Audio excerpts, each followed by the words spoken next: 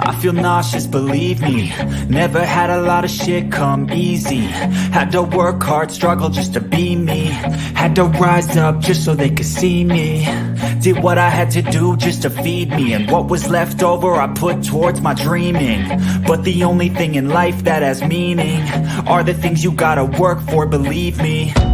Take into your hands a plan, your own hands can land your own. Man, feeling well, man. What's your name? My name is Cardi Cornish. And you a legend? I'm a legend. You're a legend here in Baltimore City. Where we at right now? We live in the 17, Pennsylvania Avenue. The legendary Pennsylvania Avenue. Man, the last time I saw you here, you were doing something just across the street here. What were you doing? Oh yeah, I had some food left over from an event. We brung it out. We fed a couple of people, man. Why you do that? Nice soul food. Why you do that? Man, the love that God has shown me in Christ, man, it overflows. That's how it overflows. Yes, sir. We got more than we can use. Already was high within San Antonio, Winchester community, but the age group is getting younger. Children under the age of 18 being murdered in San Antonio has a high peak right now. So our goal is to catch the children. You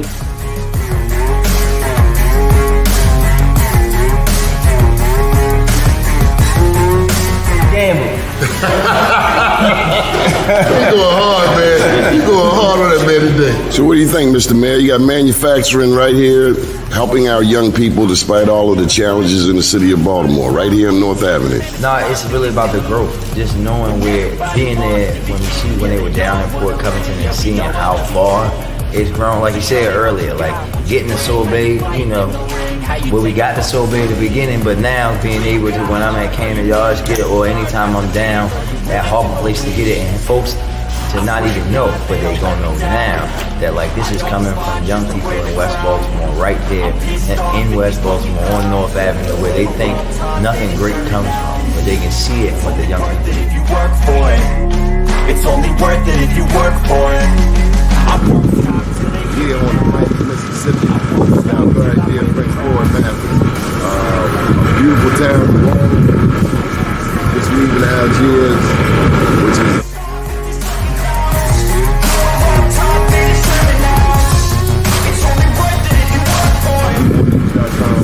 an update 10 years since Katrina. The news report.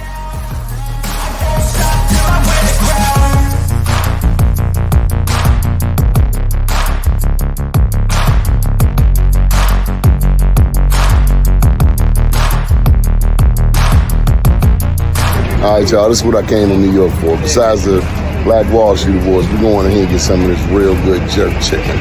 Johnny Glover, out.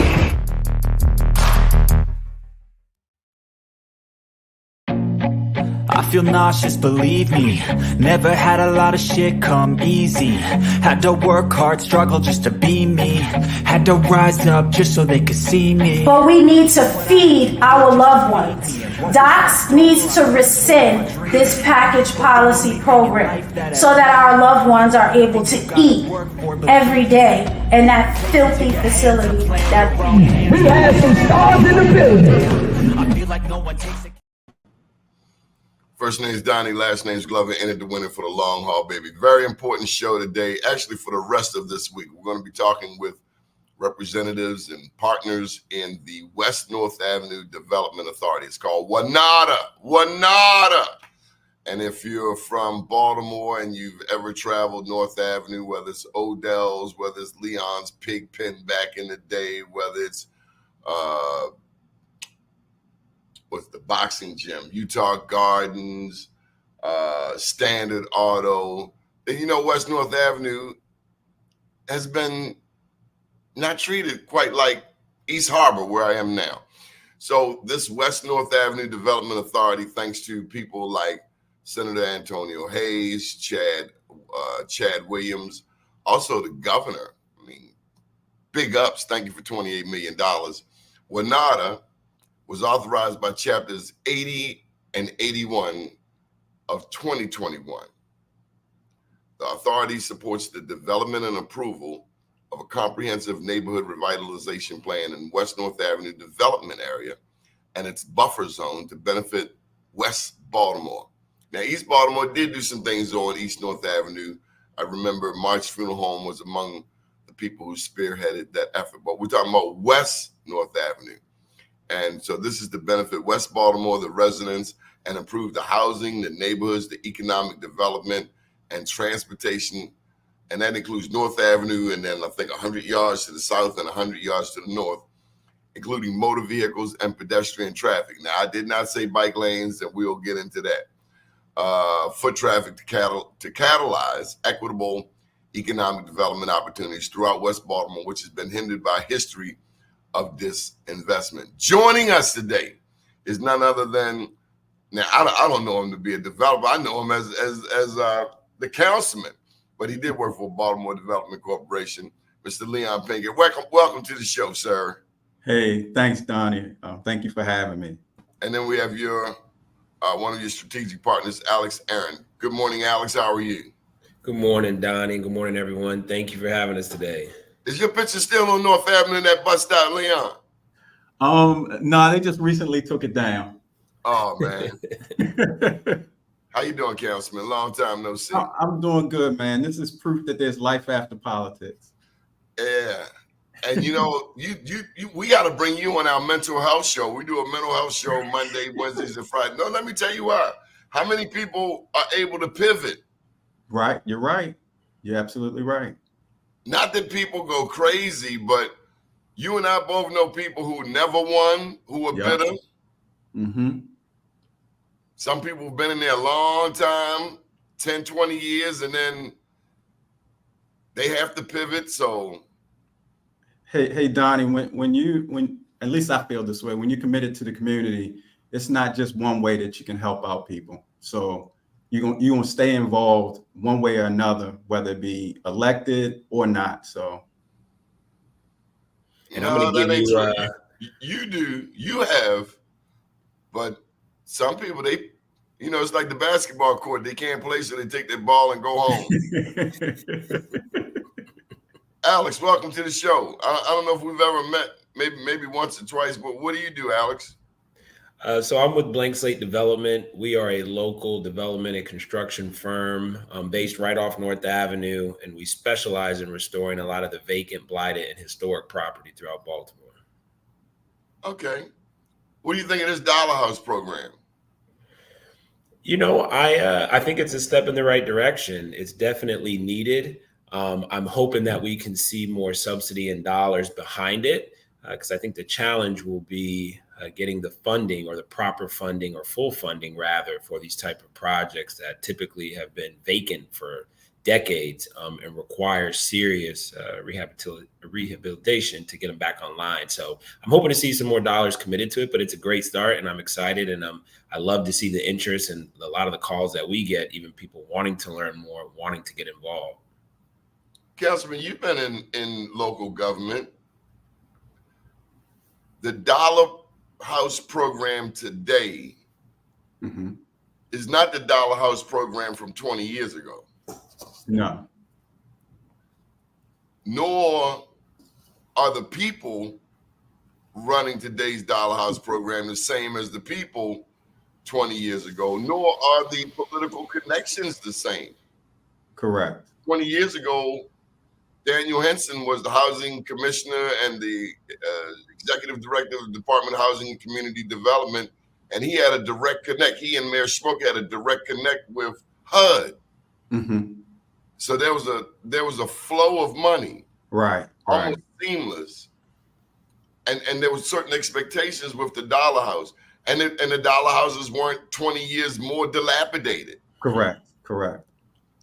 And I think that's what, Alex is speaking to, is that, in many instances in the city, you couldn't even give the houses away because of the level of, dilapidation and the amount of investment that it would. A lot of people, because of lack of experience with properties like this, they severely underestimate the level of investment that it takes in order to, not even, make a profit or restore the properties, but just to get them to a place where you can do something with them. And so, when we have projects like this, they have to be comprehensive, not just the securing of the asset, but also the resources that need to be in place. And then the third step is really investing in the people to be able to acquire the properties after they're redeveloped. I mean, you really want to transform communities. All three levels have to be invested in. If not, then you never really change the generational wealth of the community by allowing the people to be able to turn those into, what ultimately becomes equity for them. So this is not a light undertaking. Just to get, so you know where I live. I live on North Carrollton Avenue. Mm-hmm. April 2017, three vacants next door, which had been vacant at that point at least 15 years, caught on fire. Yeah. Addicts went in the back door. The one-time Pharaoh, the German Shepherd, missed. Addicts were up there sleeping, and one started a fire.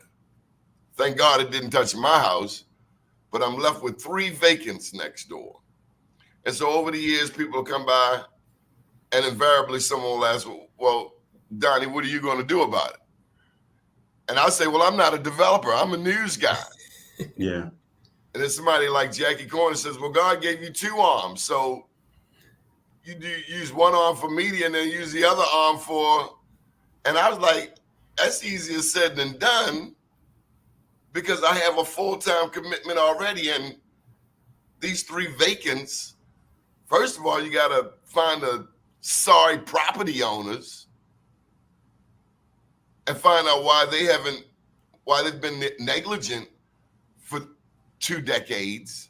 Is that my job?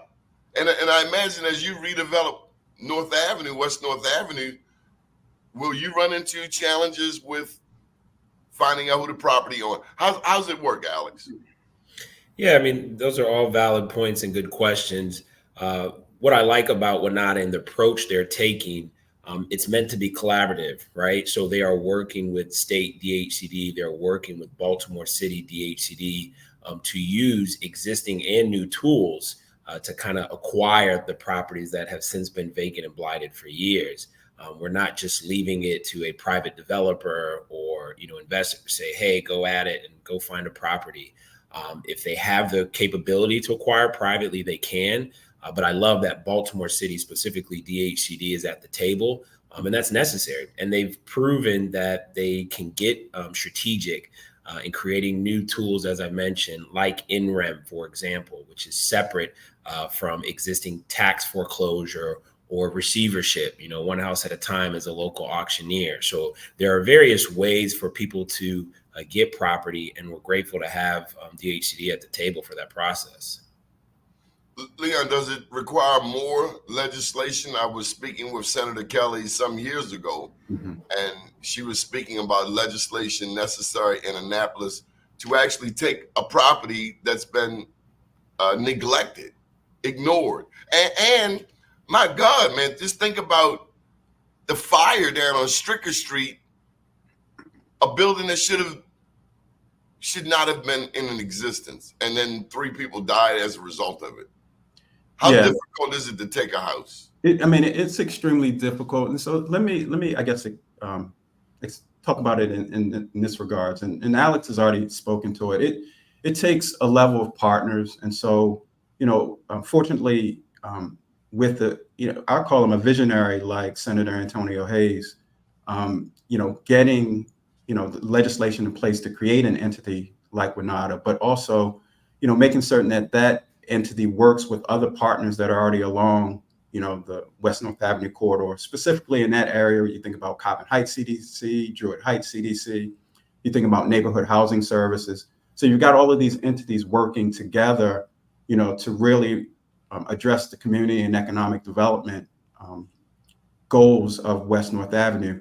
But I think that there is another as much good work as WNADA has done and will continue to do, there is yet another step that can be made on the state level. And I know the hope is that it will happen in this upcoming General Assembly, is that for, leaders like Chad Williams and his team to be able to have acquisition authority, in communities like West North Avenue, because, to some degree, the limitations as it relates to acquiring properties always causes organizations like Chad's to be on the defense rather than to be on the offense. And so when they have acquisition authority, then they can start acquiring those key parcels that really become the catalyst for future economic development. And outside of that, they're always responding to something else that's happening as rather than being a promoter of economic development. What are your respective projects are on the Strip? Yeah, I'll go first. So as part of West North Ave Development Authority's RFQ process, we submitted as a developer and our capabilities and interests of, raising our hand and joining the redevelopment along West North Ave. So our company was selected to redevelop the Walbrook Mill site down on by Coppin, and that will actually become WNADA's office space. So it's a 2-story existing vacant building right by the train track. What that is. Yeah, so it's a pretty exciting. It's a lot of history behind it too. There's a lot of stuff online about the project, which is great. And it was one of the last vacant sites or vacant buildings, I will say, on that strip there. So WNADA is going to be up in the cut. Between Coppin and Walbrook Mill. That's right on North Ave. So we're excited to get that going. Used to be Thomas Avenue and Whitmore. Back in the day, you had to know somebody just to come through there. That's right. And I know Leon and BARCO are leading the charge in the back, so I'll let you talk about your project. Yeah, and so Doni, as you said earlier, part of my pivot is now I'm the executive director, CEO of a nonprofit real estate development firm called the Baltimore Arts Realty Corp, BARCO for short.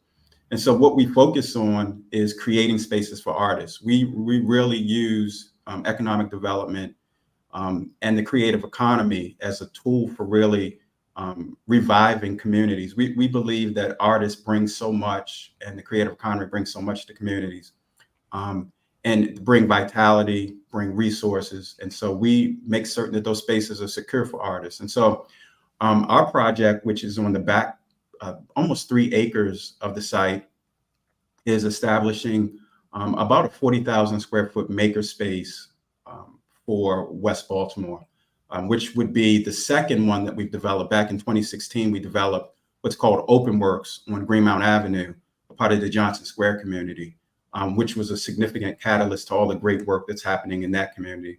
And we want to replicate that same thing in West Baltimore, bringing those resources and access to a community that to this point has been deprived of those resources. So I got to ask you, man, down on the Eastern Shore, and it's not me, I'm just asking, down on the Eastern Shore, there's this beautiful mural of Harriet Tubman. Mm-hmm. Beautiful mural of Harriet Tubman, but it wasn't done by a Black artist. Baltimore is what, 55% Black? I mean, it's the demographics are changing. Mm-hmm. Freddie Gray, you were there. We see artists, and I'm not knocking, I'm just saying, it's a little strange to me when I go to a mural on Pennsylvania Gold and they're talking about immigrants. Mm-hmm. When you look at African-American history, we weren't immigrants. We were kidnapped. So I'm just saying, are there going to be Black artists in this arts? Oh, area? Yeah. I mean, and I agree. I mean, I'm not knocking other people. I'm just saying we always see like North and Charles. North and Charles, they took that area and transformed it overnight. And you like, who the hell are these people? I'm saying, I've just never seen them before. I'm just keeping it 100, man. No, I mean, obviously, whether it be development or art, we should look for opportunities for persons of all ethnicities to be able to express themselves, especially when you're talking about communities of color. And that's why, organizations like the Black Arts District along Pennsylvania Avenue are critical because it is possible to celebrate Black people, but not be exclusive to all other ethnicities. And it's important to do so. And I think that's one of the critical pieces, even with this makerspace, which essentially, in a word, is a community workshop where you can learn to make anything or you can make anything. And so typically those types of entities are around white institutions in communities where we don't have access to it. But those some of those resources. Not that we can't be artists. I mean, right, but like, yeah, and not just artists. I would be disappointed if we created this makerspace and it only became a place for hobbyists. For me, that's not what the intent is. The intent is to give people who have dreams and visions access to equipment and resources that they would otherwise not have. They're young people that may have skills in carpentry, that want to make furniture. There may be somebody who wants to do metal work, that can, use that skill to, create, all types of jewelry and stuff like that. But they don't have the capital to be able to purchase the equipment in order to do it. And with organizations like OpenWorks and this West Side OpenWorks, they'll be able to get a day membership, a monthly membership, an annual membership, and come in and have access to equipment that costs tens of thousands of dollars and be able to jumpstart their businesses. And so that's the critical piece for me. Is my question valid? I mean, like when Freddie Gray happened, there was an entity that got established up in Mondawmin, and I would go in there. The name escapes me. I remember Sarah Heminger was working with a thread, something point, Vital Point or something. But right there in Mondawmin, Touch Point. And so I go in there and it's like, okay, this has happened since Freddie Gray. And personally, Mondawmin Mall, I go up in there, I'm figuring I'm gonna see a whole, 95% black people. And it was not. And it was like, okay, well, how is this something positive out of Freddie Gray? You know what I mean, Alex? I'm just like, yeah, and I want to touch on what Leon said. No, you're right, Donnie. You're right. And I think I want to stress what Leon just said and the importance of that. When we talk about challenges and issues we face, even on the development side or the construction side, sometimes it's lack of talent. Sometimes it's lack of available labor, skill set, whatever. So with what they're proposing and setting up, and we really talk about economic development and MBE and WBE participation, if not for places like OpenWorks and what they're building, people would not have access or exposure to an opportunity to get trained or to use resources and equipment that, again, otherwise wouldn't be available to them. So I think when you think about developing an area that maybe has been primarily vacant or blighted, but you do have some existing and legacy residents, they should get a piece of the pie, right? So we talk about revitalization and not gentrification. But if they're not equipped to have a seat at the table, we have to help them and get prepared. So as all this development's going on, whether they're painters, carpenters, mechanical electricians, there's opportunities for them to learn and develop the skill set so they can participate in these projects. And that's what we want. And we want to encourage people to get involved, particularly when stuff is happening in their immediate community. And if I can dovetail off of what Alex just said, in my career doing economic development, I would consider, my involvement in Mondawmin Mall and that opening of that, first Target to the city back in, I think it was 2008, as one of, the most significant, milestones in my career. But if I would be honest, while there were hundreds of jobs, and maybe to this point, even thousands of jobs that were created when you think about construction and the retail for that particular location, I can't name one business that was created as a result of it. Hundreds of jobs, but maybe, if anything, a handful of businesses. That's what makes me excited about, what we're doing at Walbrook Mill, is because now we are bringing resources to a community where my hope is that young people, seasoned people, whomever, who have a dream of starting their own business, of being entrepreneurial, now have access to resources to actually be able to start a business and then employ others. And that's really how we transform communities, when, people have access to resources and then are able to able to create a new direction for their communities. That's right. So let's unpack that a bit. Okay. You are a historian. You guys both are aware of the history of this area. This is the DMV. Maryland, 30% black. Baltimore City, over 50% black. Used to be much larger. Baltimore historically had the largest population of freed blacks prior to the Civil War. Baltimore has always been this bastion of hope When you think of even the Civil War, some of the first fights took place here. A lot of Black pride here. Harriet Tubman came through here, Frederick Douglass, Underground Railroad. And there have been some remedies that have been attempted. And minority business enterprise is one of them. Is minority business enterprise the utopia? Is it a panacea? Is it as beneficial as it's painted to be? Because Alex, you said that a lot of times we're not equipped. Now I got to tell you, some of the first Black millionaires, some of the first Black entrepreneurs have come through here, but Reginald F. Lewis didn't make it because of MBE. William C. March-Home didn't make it because of MBE. Park sausages, more Park sausages, Mom, please. That wasn't because of MBE. And then I have big questions about MBE, but I do look just down the road to Washington, D.C., where Marion Barry was. Mm-hmm. And he had a slightly different approach. MBE has some things, but I think it's got questions, as many questions as it does answers. But you look at it, Marion Barry, and what he did was similar to what is being done for us to even have this conversation today. Someone said, we're going to do a WNADA. It's going to be intentional. It's going to be for this area. It's going to be unapologetically Black. It's going to be welcoming to other people. But I'm seeing you guys at the table. I'm not seeing excuses. So Marion Barry will bring these people to the table and say, you want more business from the city? Then you got to deal with this guy. Maynard Jackson down in Atlanta. You want Hartsfield International Airport? Okay.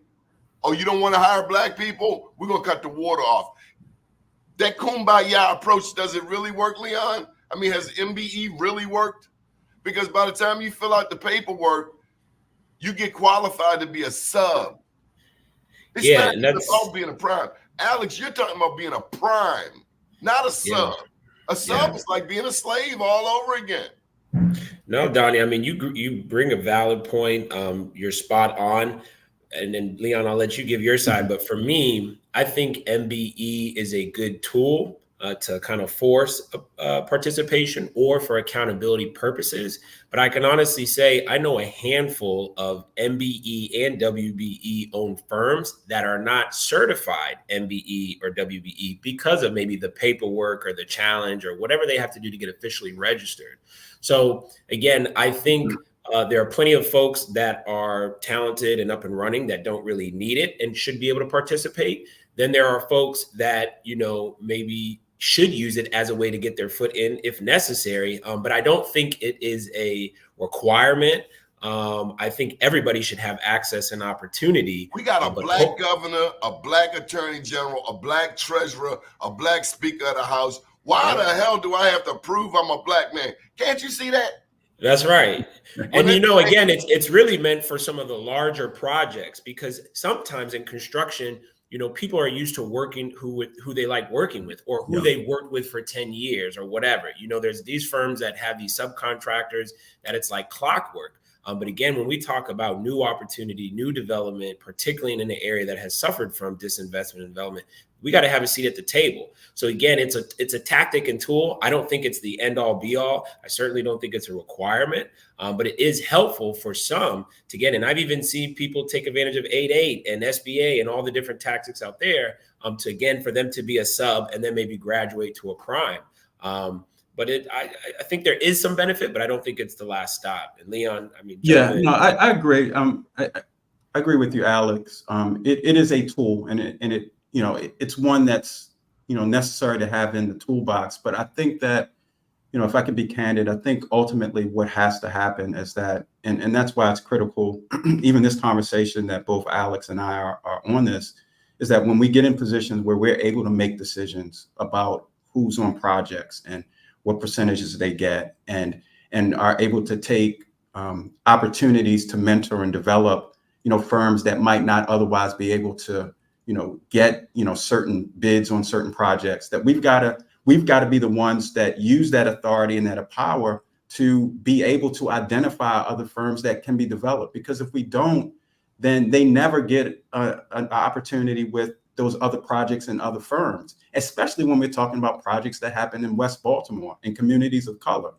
And if we continue to make decisions like other projects and other firms make, then it becomes on us that we didn't give, our firms and our organizations and our people opportunity to grow. So we should be looking for developers of color. We should be looking for contractors of color. We should be looking for, all of those activities that happen on a development project to determine, to identify, entities that can do the work, so that, they will be able to grow from project to project to project. If they never get a chance, they never are able to prove themselves so that they can be the prime on other projects. So I gotta put a plug in here for Chad. Leon, and it's weird calling you Leon. Usually I'm calling you Councilman first, but Councilman, have you ever seen the communities from North and Mount Royal to North and Hilton together in the same room? Tell me how that felt. I mean, it's incredible because, what happens in our communities is that we are given, a slice of the pie, and then everybody ends up fighting for that one slice. And so what it does is it keeps people in silos and prevents this collaboration and partnership that has to happen, because people understand that if I keep you fighting for that slice, you'll never come together to fight for the whole pie. And so when you have entities like WNADA and when you have leadership that's committed like Chad is, what it does is it expands the pie and it brings people together, because if Coppin Heights is fighting for itself, that's just one voice, and there are going to be limitations to how far they can go. But you put a Coppin Heights with the Matthew Henson, with the Druid Heights, with the Greater Mondawmin. I don't know if I'm gonna let Doc be the keynote. I know, but I don't know if I'm gonna let him be the keynote speaker. See, we talked about being inclusive, so I got to make sure everybody at the table. Just have my hand on the shoulder. All right. But bringing all of those voices together strengthens the voice of the community, and then you're able to get the resources.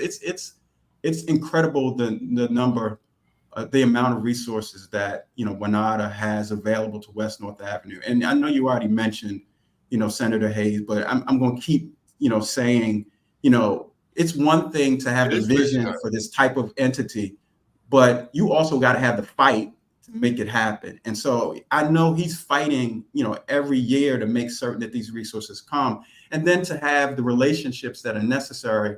And, with the Governor Moore that sees the great potential in making these investments, and not only makes it, but continues consistently to make the investment. Because now we can actually do some things. You can't, I often think about our communities in the sense that, almost as if our communities are patient, oftentimes, different entities in government, and sometimes even in the nonprofit community, are about maintaining the patient instead of the patient getting well. And we just give just enough to maintain you through your sickness, but never give enough for you to get completely whole. And when we get the resources like a WNADA, when we get the support of a Senator Hayes and Governor Moore, that's getting the patient healthy. That's getting I gotta be the journalist, but you do know investment started back in 2002. Yes. Where Governor Ehrlich, just the truth. Well, I'm just talking about WNADA right now. No slight. But it did start back in 2002 when Ehrlich gave then President Calvin Burnett money to expand Coppin. Coppin expanded from North Avenue up to Gwynns Falls and then down to Baker Street. And then Hogan came in, he put some money in the mill. And what I'm saying is, and I know you are a strong Democrat, I'm a lifelong Democrat, but we as a Black people have to be able to benefit regardless of who's in office, Democrat or Republican. And we're gonna be Black, whether they Democrat or Republican. We need an investment. And so, yes, Governor Moore put 11 million, then 17 million. huge, visionary. The point is, we need everybody's Oh involved. yeah, and you're absolutely And right. I'm not a Trump star. I just want that to be 100% clear. I mean, and you're right. We can go back and I would definitely not minimize the impact that Governor Early, Lieutenant Governor Steele, had with resources coming to Coppin. But and I the think build that, on it. Governor right, Moore said this yesterday on Sunday on Armstrong Williams. It shouldn't matter who brought the idea. If the idea works, then just work it. But sometimes egos get into play. Oh, so-and-so did it. So-and-so did it. I ain't the biggest fan of Martin O'Malley, but if he did something that's good, I'm going to give him his props. And we should build on it. Like the Dollar House program. At one point, it was working. It was viable. And then somebody thought it wasn't a good idea. But I'm just glad we're here. And I hope, regardless of who's in charge, that we keep people, they're talking about Westmore going for president. So be it. I hope we keep an Antonio Hayes in the loop.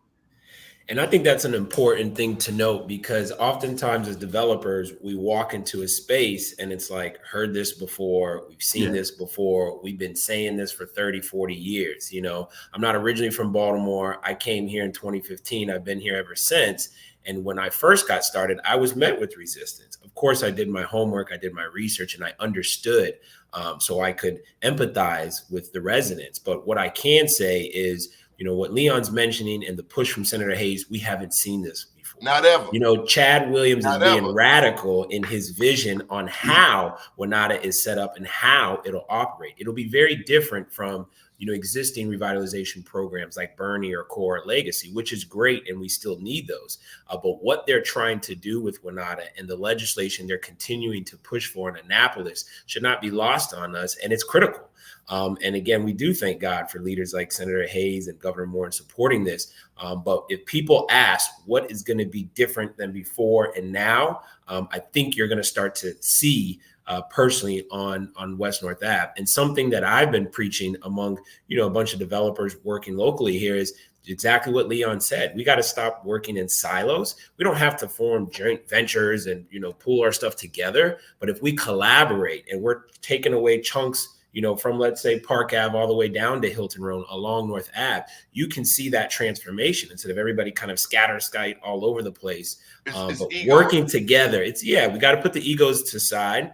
We have to work together, both private sector, public sector, nonprofit, for-profit, existing legacy residents, new residents. Everybody has to come together, and that's the way that this is going to get done. So if you ask me what's the difference between this time and the last 30 years, you're going to be seeing it live on North Avenue. And again, it's thanks to Chad Williams and his leadership and Senator Hayes and WNADA. Without that key piece of WNADA, this would not be possible. And we might be waiting another 30 or 40 years.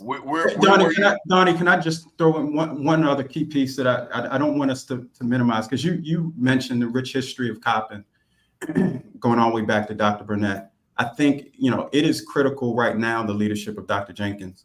And we talked about, keeping Senator Hayes around. I think it's also important to have that consistency in the top seat of Coppin, that helps this move along. We've had, so much turnover, in subsequent years that. How many presidents since Burnett? You're right. And having that consistency and a visionary in that space is also a critical piece of this as well. Now mind you, I leaned on Doc kind of, sort of, but Doc Cheatham and I were the only ones out there fighting for Coppin before Jenkins got there. Mm-hmm. There was a certain entity that wanted to pull in Coppin, BCCC, and University of Baltimore and make it one entity. And Coppin didn't have a president at the time. Right. So we actually laid the groundwork for Jenkins to have a fair shot. And you can see the fruit of it right now. So it's a continuum. Alex, where are you coming from before 2015? DC, Washington, DC. I'm a Bison, so went to Howard undergrad, studied finance in the School of Business. Early part of my career was in finance in New York, but coming from the DC area. So you know about R. Donahue Peebles over there in Washington, DC. That's right. And the Marion Barry reference. I love this story. I think he's a great example. He was adamant about making millionaires post his administration and his legacy. And he did exactly what you were saying. I mean, people give the credit to Fenty and Gray and other folks that have come behind him. It was really Mayor Berry who set the foundation and said, you know, we're not going to take no, right? And it didn't matter about MBE and WE. It was just having Black folks and qualified firms at the table and getting contracts, which is what changed the dynamic of DC. So one of the things that I talk about in this book from 2015 is the interrelationship of business and politics. We've paid homage to Chad Williams, WNADA. We've paid homage to Governor Moore, Senator Hayes, Dr. Jenkins, the two Republican governors. What about this mayor? This mayor says he wants to make Baltimore the blackest city in America. Tell me about Brandon Scott. I mean, he gets no credit for getting squeegee kids off the corners. He gets no credit for putting a black developer over top of Baltimore's Inner Harbor, which is no one said a darn word about in 20 years. And as soon as this black developer goes down there, all of these darts are being thrown at him. Tell me about this mayor. This mayor plays a role in this project as well, eh? You know, and it reminds me of President Obama's term, right? People were dragging him that he didn't do enough for Black people, or he, you know, wasn't really focused on us and all that. But you really got to look at the record and let the record speak for itself. You know, Obama did a lot, you know, and it wasn't always publicized, but there was a lot of stride that Obama made that other presidents didn't really care about. I think with Mayor Scott, I'm happy to see the continuum, right? We're going to see him get reelected and come back. I think he's done a phenomenal job. If you look at the stats and the data of reducing crime, you know, being inclusive, working with folks, I think, and I'm hoping to see from the second term that we're going to see exactly what we were just talking about with Marion Barry and former mayors in Atlanta. And, you know, you're going to see economic development kicked up and maybe be a main focus of the second term on how he can really work with the private sector and the businesses to transform Baltimore and continue the work he already did in the first term. Yeah, and it's interesting, Doni, you keep holding up the magazine. You know, it could be said of Mayor Scott that he's unapologetically Black. He's unapologetically Baltimore. I've heard him say that, and I've just not heard any mayor of Baltimore. And hey, look, I can be critical of Mayor Brandon Scott, but I got to give credit where credit is due. I've never heard that. And for him to say he's the blackest mayor, I mean, I just like. And that's why they're mad, and they can stay mad. You know, they big mad, they can stay mad, and all the names they call and this and that. And Leon, I'll let you talk as a councilman. I mean, that is an incredible, difficult job. You know, if you don't believe it, try it yourself. I mean, being the mayor of a city, a transformative city at that, it's not easy. And you know, they really, you know, like to beat people up, but you look at the stats and the progress. But sorry, Leon, go ahead. No. I mean, you're right. I mean, and you know, it's even a greater difference between the fourth floor in City Hall with the council and that second floor in the mayor, especially when you're dealing with a city with so many issues and so limited resources. But I think if I could say, you know, I can say more about Mayor Scott, but if I could say, you know, one thing that is most impressive to me is he really cares about the future of Baltimore and those young people that have to be a part of the future. And I really believe in his heart and his actions, he's always going to do those things that ensure a brighter future for the young people in the city who make up that 50+%.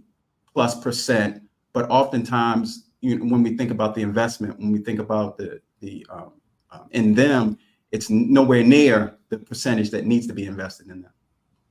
Yeah. Jason's being a tad critical here. So, Alex, you were talking about Barack Obama, and we could pick that apart all day. What I will tell you is two things about Obama. He created an image that nobody even thinks about.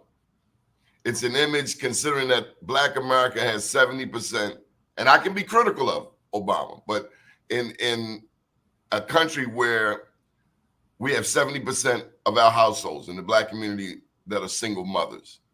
To have a nuclear Black family, the image of a nuclear Black family, husband, wife, children, in one photo for 8 years,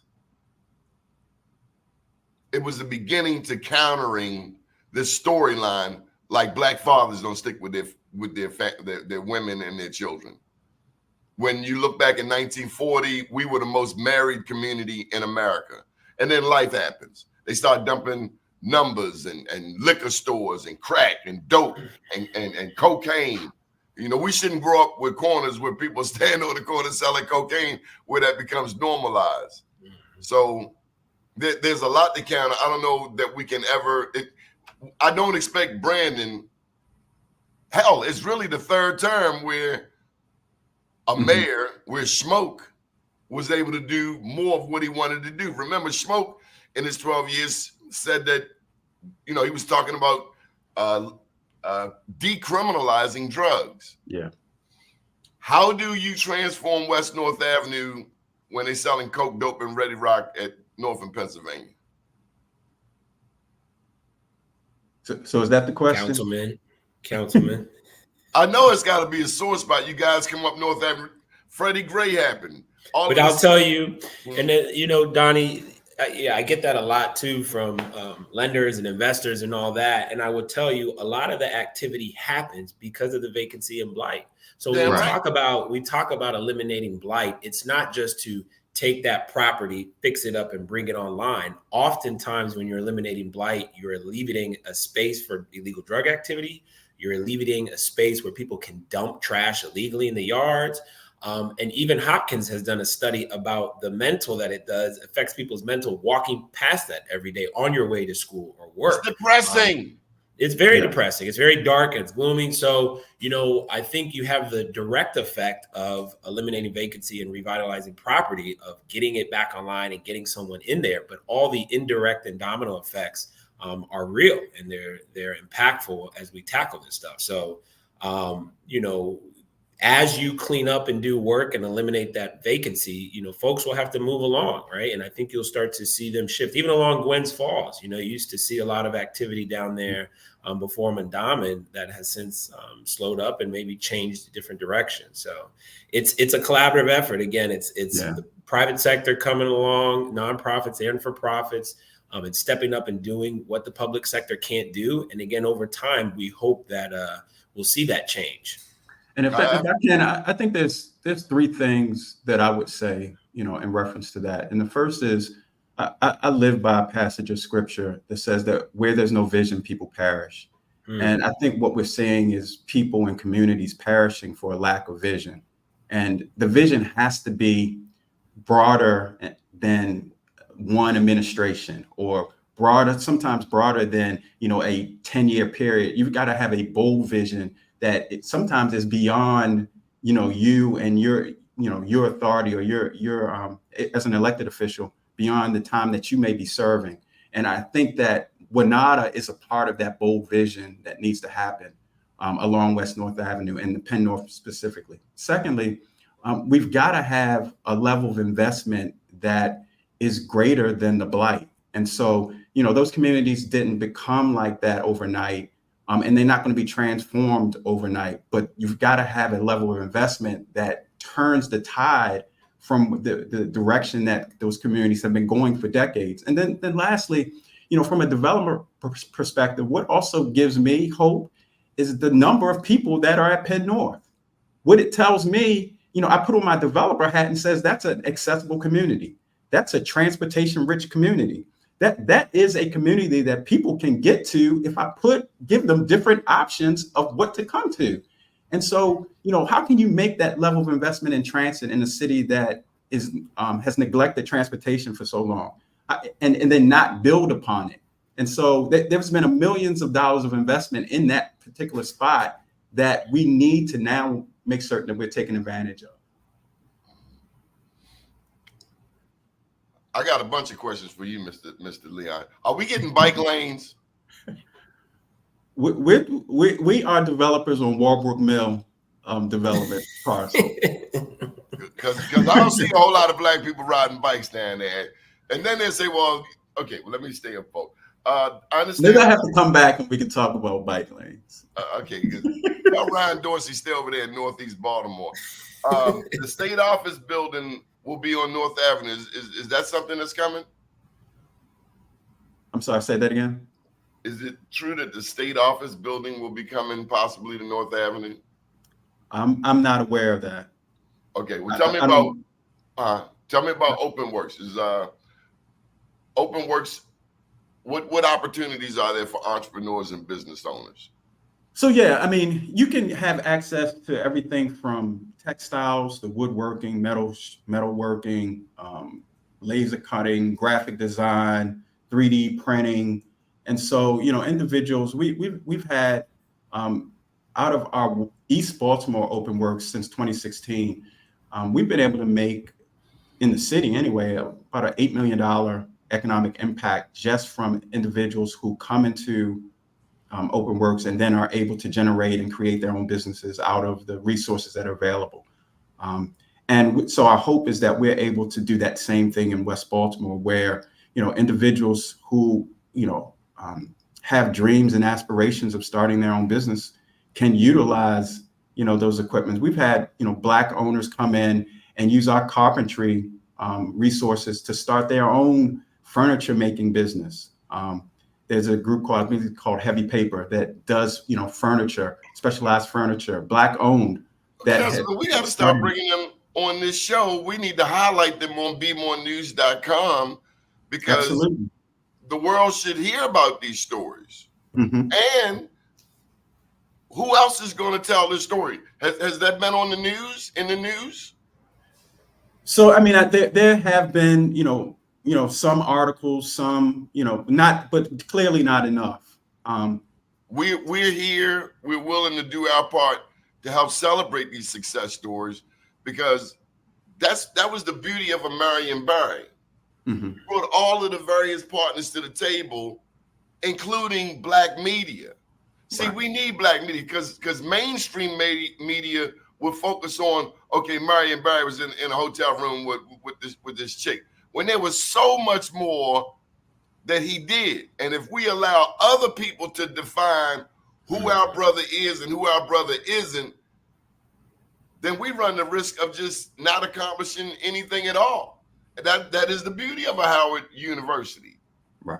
a WHUR, the Baltimore Afro, the Washington, D.C. Afro, the Washington Informer, Be More News. Without our Black media outlets, no one is going to effectively tell our story. No one is going to effectively advocate for us because if we leave it to the Banner, the Baltimore Sun, I mean, Armstrong Williams is Black, but and he's, he claims to be from DC. He's really from South Carolina. I'm just saying, you're not going to catch Armstrong Williams walking down North Avenue, but you will see me walking down North Avenue. I do see your picture on North Avenue.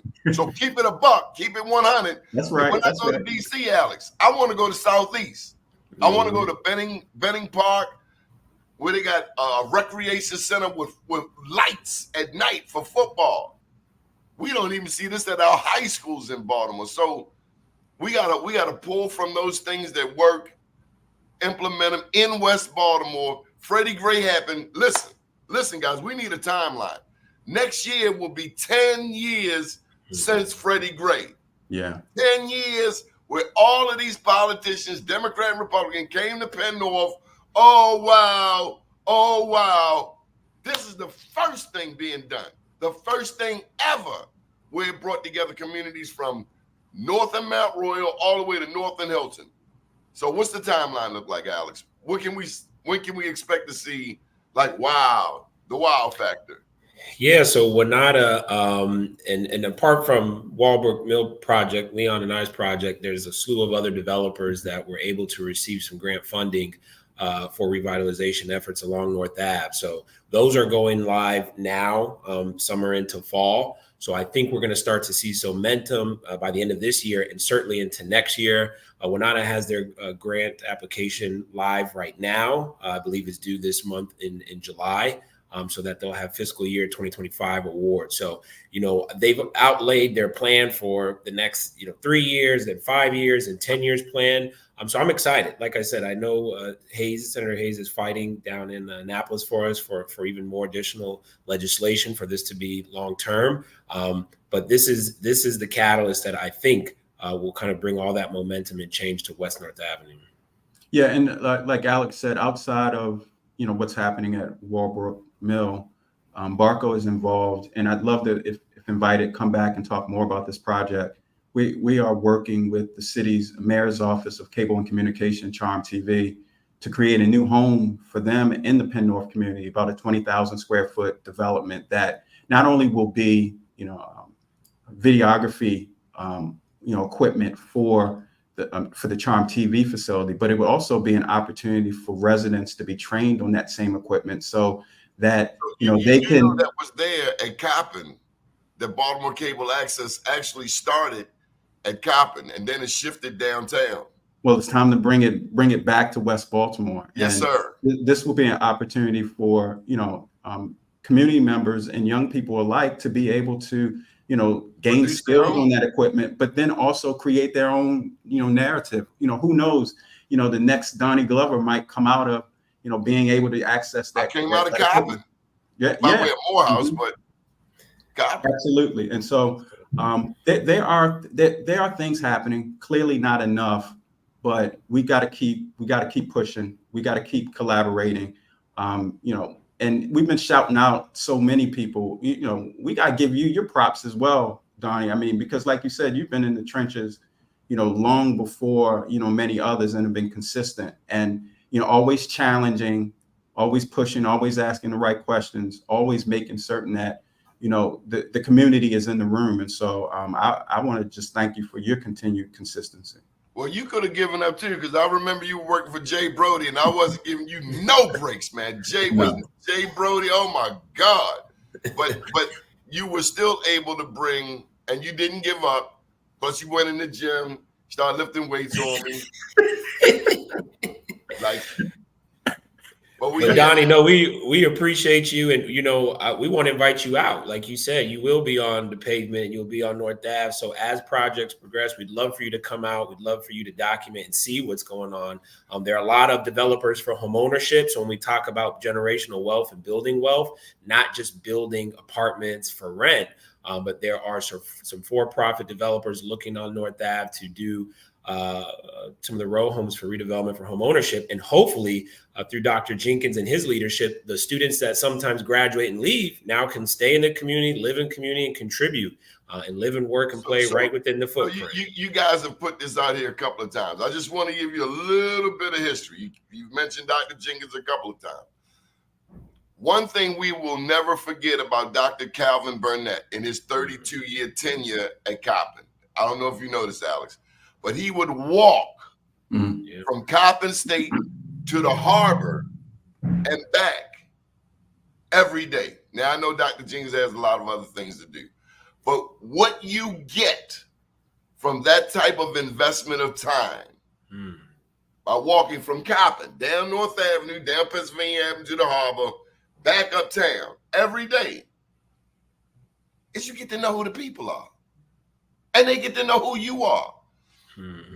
Today, and this is separate from Dr. Jenkins, we live in a world of this.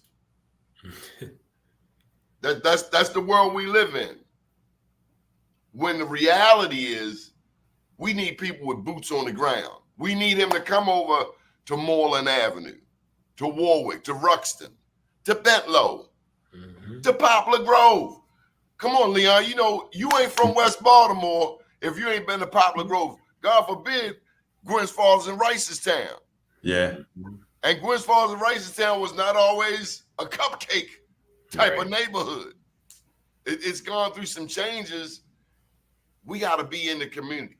Leon, the first question to you is your picture still on North Avenue? Right. That's North Avenue. That's a main thoroughfare, despite the rhetoric and the negativity. Alex, the 2100 block of West North Avenue has a $3 million facility there, citywide youth development, home of Made in Be More clothing home of frozen desert sorbet. That man has busted his butt, Rashid Aziz, to empower young people. We've talked for a whole hour, and we left that success story out. The Avenue, the bakery. I mean, there's a lot of successful businesses over there. The floors on North and McCullough and Druid. So, and that's what Leon was saying earlier. I think, to your point, Donnie, people are looking at this like, oh, it's not there yet, crime, activity. But to a developer with vision, it's like, this is a gold mine. You got walkability, you got foot traffic. That's great for retail. You know, people coming up and patronizing different places to eat, drink, whatever. So you are right. You know, I look at North Ave and from a DC perspective, thinking about like a U Street, right? Or 14th Street. Can we get a trolley? Can we get a trolley? We don't need a trolley. We don't want to start that. That was a lot to do over there on 8th Street. But we got the light rail on Howard Street. But, you know, it's just it can be a thoroughfare that's phenomenal, that can have bustling businesses, you know, again, home ownership and rental opportunity, all within that strip. So we don't have to go downtown. If you want to, you can, but you should also be able to have that right in your community. Leon, any thoughts of the beautiful 3-story structures along North Avenue? Beautiful 3-story structures that have just been neglected. And then the alleys. I remember when you were councilman, you know, we'd be needling you, and I was not pushing Marvin Hayes on you, but we were cleaning up in the alleys. We were, Kermit Carter was. Yeah. Any thoughts on the beautiful structures to invite people to reconsider investment in West North Avenue? Yeah, I mean, those the architecture and structures of, you know, West Baltimore, West North Avenue are still incredible.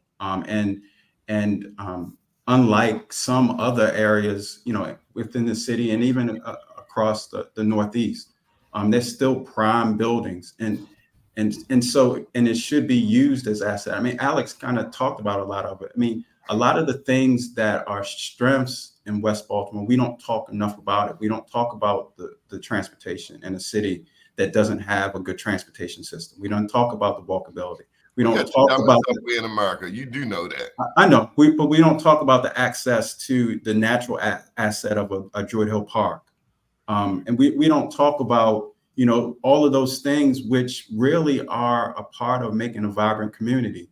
And so it really is a collaborative effort. There has to be, you know, the Alexes of the world working, you know, on development. We think about parity and the work that they're doing around residential development. We need to bring all of these entities together, you know, working on their projects, but working together as a part of a broader vision. You're right. That includes and then make certain that they are resourced. You know, at this point, we've got enough developers of color. We've got enough entities that have proven themselves accountable, have proven themselves experienced and professional. Let's make certain that they get resourced. WNADA is a part of it, but WNADA can't be the only part of it. And so we got to make certain that there are other resources, both from government and philanthropic, that are available to support these. And you know, I think what's impressive about they're young people that are working and doing this work. Let's get them the tools that they need, the financial tools that they need, so they can continue to grow our communities. Well, I want to let you gentlemen know on August the 10th, Saturday, August the 10th, we're going to be recognizing you two at our Black Wall Street Summit at Morgan State University. Details are forthcoming, but it is important that we connect WNADA, West North Avenue Development, to Baltimore City main streets, to Pimlico and the Preakness and Park Heights, to the work that the Salvation Army will be doing down in Sandtown. Yep. Bringing their headquarters there. Other names come to mind include Zane Cypress, you know, Zane's, Catalina Bird, and Mr. Terrell. They've been working on the Druid Hill Park partnership. So we've got to make sure all of you guys are in the same room, so there's synergy.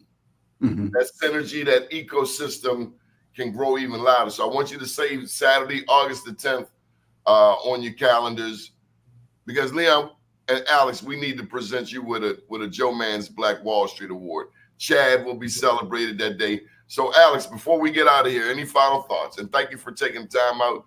Plug your business and tell people how to get in touch with you and any final thoughts you might have. And Jason, thank you for your comments. I saw you be nicer and kinder. So great job, Jason. Well, Doni, again, I just want to thank you for having this platform, helping tell our story, shining light on West North Ave and WNADA. For those who want to stay involved, again, I'm Alex with Blank Slate Development. You can find us on Instagram and Facebook at Blank Slate CDM. That's our handle. We'll be posting stories and reels and videos as we progress with Walbrook and other projects. But thank you for just shining light on us and our story. Yeah, and if I could have a final word, just that once again, just thank you for the opportunity, Doni.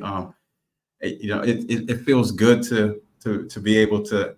Shucks, you're going to give me an award. I mean, I went through a whole council. I was like, I don't know if I got any awards while I was on the council. So it's good to hear some kudos. But you can reach us both at our website at www.baltimoreartsrealty.com or at Baltimore Arts Realty on IG.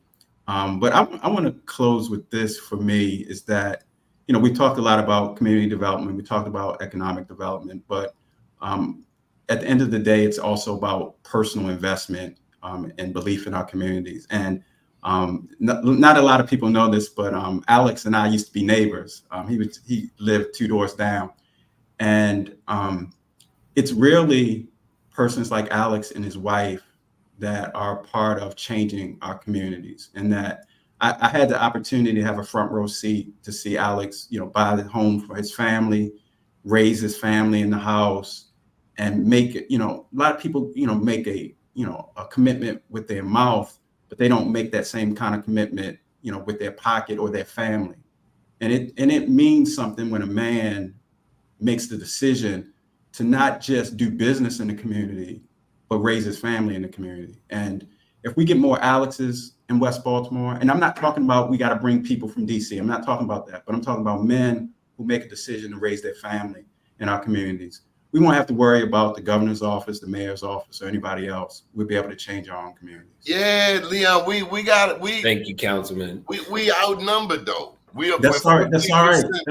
That's all right. 15% of the population, and a lot of times, a Leon, Alex, a Doni, we're carrying the weight for 7 other fathers.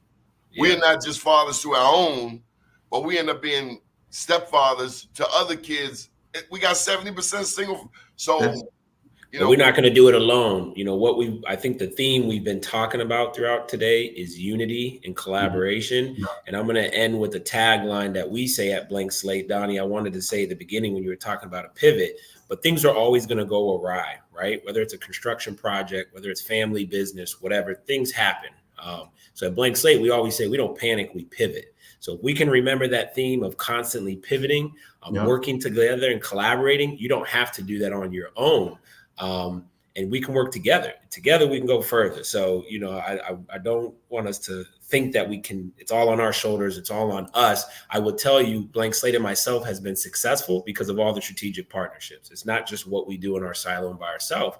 And if we didn't have people like Druid Hill Park Partnership that you mentioned, or Councilman Leon Pinkett, or Senator Hayes, or WNADA, I keep saying that's where we'd be in that same cycle. 30 years, you'd look, and it'd be the same thing. But it's the strategic partnership and the collective effort that's going to get it done, and it's going to be the change we want to see.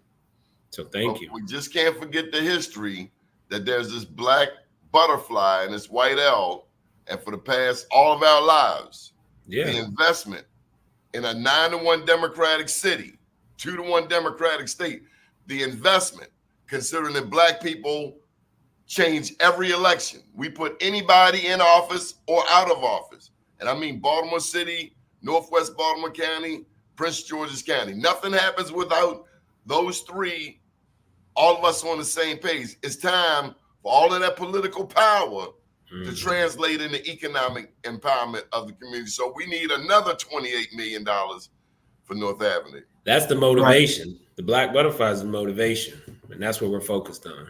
That money been going over there to East Harbor. Well, now it's coming to West North Ave. So you better come get you something. Come get you some. Top of the morning to you, gentlemen. Up to date, down tomorrow. Do your day and everything will follow. Nothing to it but to do it. I got to do it regardless of how I feel. I am somebody. I am my brother's keeper. Good morning, world.